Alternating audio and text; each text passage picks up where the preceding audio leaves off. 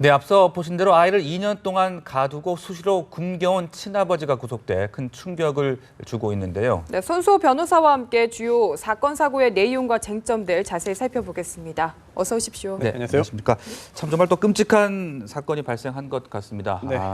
2년 동안이나 딸을 가두고 폭행을 해왔고 또 심지어 굶겨온 그런 친아버지가 발생한 사건인데요. 그 내용부터 좀 소개를 해주시죠. 네, 굉장히 이제 충격적인 그런 네. 사건인데요. 이제 지난 2013년부터 이제 그 2년 동안 이제 그 자신의 친딸을 학대를 한 사건입니다. 그런데 이제 자신의 그런 그 친아버지와 또 이제 그 동거녀 그리고 동거녀의 친구까지 이제 여러 사람이 이제 학대 행위에 가담을 했는데요. 일단은 지금 11살입니다. 그래서 초등학교를 이제 한참 다녀야 될 나이인데요. 네. 학교도 보내지 않았고 그리고 또 굉장히 이제 성장이나 발육이 이제 늦었죠. 밥도 주지 않고 계속 가둬놓고 정상적인 뭐 활동도 못하게 하다 보니까 키도 120cm에 불과하고 또 몸무게도 16kg입니다. 네. 이게 보통 11살짜리의 그런 몸무게라고 말할 수가 없겠고요. 네네. 이제 제 둘째가 4살인데 4살짜리 제 둘째가 지금 16kg이거든요. 네. 그 정도로 굉장히 왜소하고 마르고 또한 배가 고파서 참다 못해 탈출을 해가지고 가게로 갔거든요. 네네. 그래서 음식 같은 것을 먹으려고 했는데 그 가게 주인의 그런 그 이야기에 따르면 그 봉지를 뜯을 힘도 없었다. 그 정도로 아주 참혹하게 굉장히 방치돼 있고 그런 방치를 넘어서 가혹한 학대를 받았던 그런 사건입니다. 네, 이 친아버지와 동거녀 그리고 동거녀의 친구까지 지금 학대에 가담을 했는데요. 앞으로 어떤 혐의가 좀 적용이 될까요? 네, 일단 지금 구속이 되었다고 언론 보도가 나와 있는데요. 일단 그 구속된 사유에 더해서 추가적으로 수사가 이루어지고 재판에 넘겨진다면은 여러 가지 그런 처벌을 더 받을 수 있을 것으로 보입니다. 네. 일단은 2년 동안 폭행 행위라든지 상해 행위 등등을 한 것으로 보이고 또한 감금도 한 것으로 보입니다. 네. 그런데 이런 행위들이 단순히 그런 개별적인 죄목에 그치는 것이 아니라 네. 2년 동안 꽤 장기간 동안 학대 행위를 한 것이거든요. 따라서 형법에 있는 그런 학대죄로 처벌받겠는데요. 학대죄의 법정형은 2년 이하의 징역 또는 500만 원 이하의 벌금입니다. 그런데 지금 이 아이의 경우에 갈비뼈가 부러진 상태로 발견되었거든요. 네. 또한 여러 가지 병원에서 치료를 지금 받고 있는데 검사를 해보면은 어떠한 그동안에 있었던 골절이라든지 이런 것들이 많이 발굴된 수가 있습니다. 그렇다면 이런 거는 단순 학대가 아니라 학대 치상으로도 볼 수 있습니다. 네. 이런 경우에는 3년 이상의 유기징역이거든요. 또한 상습적으로 했다고 한다면은 이제 특례법에 의해서 더 처벌이 올라갈 수 있기 때문에 생각보다 굉장히 엄한 처벌을 받을 것으로 보이고요. 또한 그런 처벌을 받는 것이 합당하지 않나 생각됩니다. 네, 혐의 입증에는 별 어려움이 없을 것으로 예상을 하십니까? 네, 그렇습니다. 물론 재판은 진행해봐야 되는 것이겠습니다만 아이의 진술, 아이가 11살이거든요. 따라서 그런 진술을 신뢰할 수 있을 것으로 보이고요. 네. 또한 여러 가지 증거들도 있습니다. 게다가 이제 이런 아이의 아버지 등등이 이러한 사실들을 이미 자백을 했습니다. 네. 따라서 재판 과정에서 그동안 했던 경찰 단계의 자백을 번복한다 하더라도 혐의 입증에는 큰 문제가 없을 것으로 보입니다. 네, 네. 그리고 아이가 학교를 못 다녔거든요. 그런데 초등학교는 의무 교육으로 알고 있는데 이 부분도 처벌이 가능할까요? 네, 그렇습니다. 처벌이라고 하기는 약간 좀 그렇습니다. 예. 왜냐하면 이게 초중등 교육법이 있는데요. 예. 초중등 교육법에 따르면 초등학교는 당연히 의무 교육으로 규정이 되어 있습니다. 따라서 부모가 특히 이런 경우에는 친권과 양권을 가지고 있는 친아버지가 네. 당연히 초등학교에 나갈 수 있도록 해야 될 의무가 있는 것이죠. 예. 그런데 이제 아무런 이유 없이 학교를 안 보냈거든요. 네네. 이런 경우에는 학교 당국에서 연락을 취해가지고 결국은 다시 학교를 보내라라는 조치를 취하게 돼 있습니다. 또한 취했을 것이거든요. 왜냐하면 네. 교육청에 변호사들이 있기 때문에 굉장히 치밀하게 법적인 조력을 해줍니다. 최근에는. 그런데 그럼에도 불구하고 안 보냈거든요. 이럴 때 초중등 교육법 규정을 보면 형사처벌 규정은 없어요. 다만 100만 원 이하의 과태료만 있습니다. 네. 그러다 보니까 의무교육을 이제 이수하지 않게 하더라도 결국은 강한 처벌을 받지 않기 때문에 어쩌 보면은 좀 이제 제재로서 보기에는 좀 실효성이 떨어진다라고 볼 수 있겠죠. 네, 학교나 지자체에서 너무 소재 파악에 무심한 건 아닌가 이런 생각도 적극적인 들거든요. 어떤 행동을 취할 수 있지는 않았을까요? 일단은 어떤 조치를 취했는지 아직 모르기 때문에 네. 그런 책임을 개인의 책임으로 돌릴지 아니면 학교나 지자체의 그런 구조적인 책임까지 있는지 여부는 아직은 모르겠어요. 하지만 최근에 제가 교육청에서 일하는 그런 변호사와 얘기를 해본 바에 따르면 최근에 종교적인 이유라든지 아니면 교육 신념에 의해서 의무 교육을 이제 보내지 않고 초등학교인데 나는 집에서 가르치겠다. 나는 내가 보내고 싶은 곳에 보내겠다라고 하는 경우가 굉장히 늘고 있다고 합니다. 예. 그러다 보니까 한정된 인력과 그런 어떤 수단을 통해서 그걸 다 일일이 찾아서 조치를 취하는 게 예전보다 점점 어려워지고 있다고 하거든요. 따라서 네. 학부모 입장에서도 자신이 원하는 그런 방법이 있고 훈육 방법이 있겠습니다만 법으로 정한 것이기 때문에 절차에 응하는 것이 어찌 보면은 타당할 것이라고 보이고 또한 혹시라도 교육 당국에서도 그동안 이게 인력의 부족만을 탓할 것이 아니라 손 놓고 있을 것이 아니라 그런 문제가 늘고 있다고 있다고 한다면 보다 적극적으로 대응할 필요성도 있어 보입니다. 네, 피해자가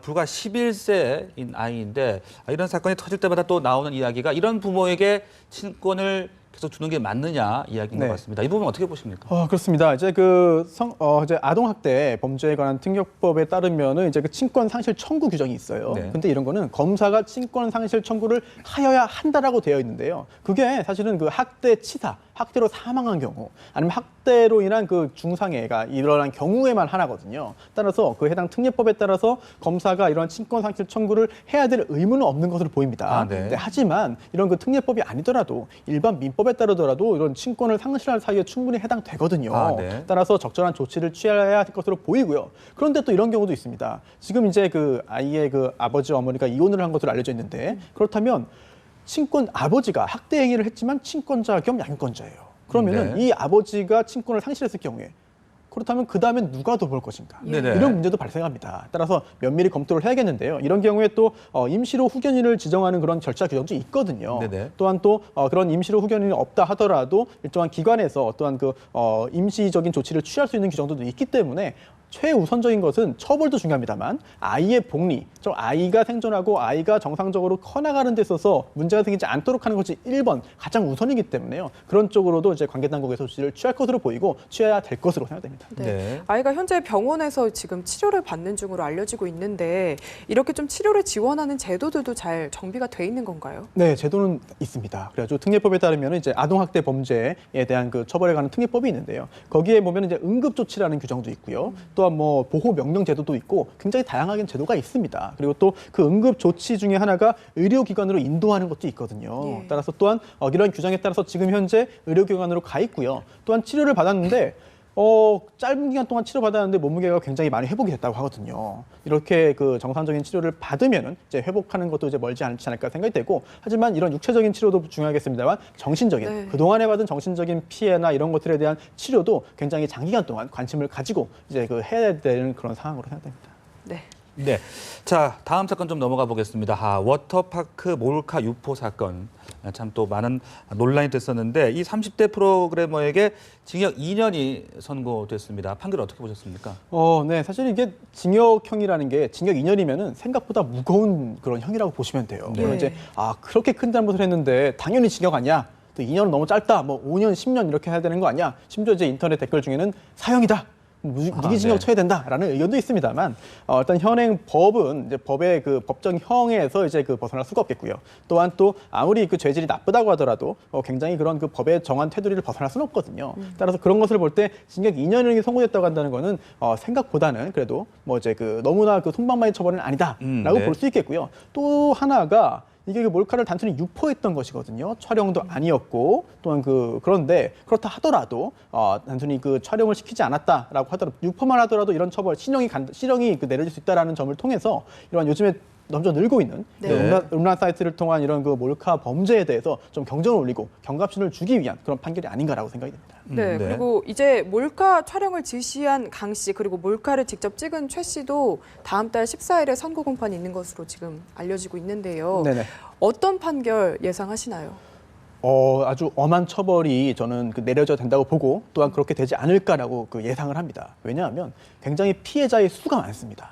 그리고 또 한 번 그 영상이 공개되면은 완벽하게 제거할 수가 없습니다. 네. 영원히 그 영상으로 인한 피해를 입을 수밖에 없거든요. 더군다나 그런 이러한 그 범죄에 있어서 양형을 결정함에 있어서는 중요한 요소 중에 하나가 피해자들과의 합의 여부, 또한 피해자들이 이 범죄를 용서했는지 여부가 중요한데 그 수많은 그 사람들이 다 과연 합의서를 써줬겠느냐, 용서했겠느냐, 이 부분이 의문이기 때문에요. 이런 그 피해의 중대함, 또한 피해의 그런 지속 정도, 또한 그 피해자들과의 관계 등등을 종합적으로 고려해 볼 때 선처를 받기는 어려울 것으로 보이고 엄한 처벌이 내려지지 않을까라고 생각이 듭니다. 네, 적용되는 혐의는 어떤 것들이 있는 겁니까? 일단은 그 성폭력 범죄 특별처벌에 관한 특례법에 따르면은 이제 그 카메라 등 이용 촬영죄가 있거든요. 네. 거기에 보면은 상대방의 동의를 받지 않고 이제 무단으로 이렇게 영상을 촬영했을 때 처벌을 받고요. 또한 그러한 촬영물을 이제 그 인터넷 등을 통해 가지고 유포했을 때, 판매했을 때 등등 다 처벌을 받게 돼 있습니다. 네네. 또한 이런 것도 있는데 이 사건과는 관련이 없습니다만 직접 관련이 없습니다만 그 해당 규정을 보면은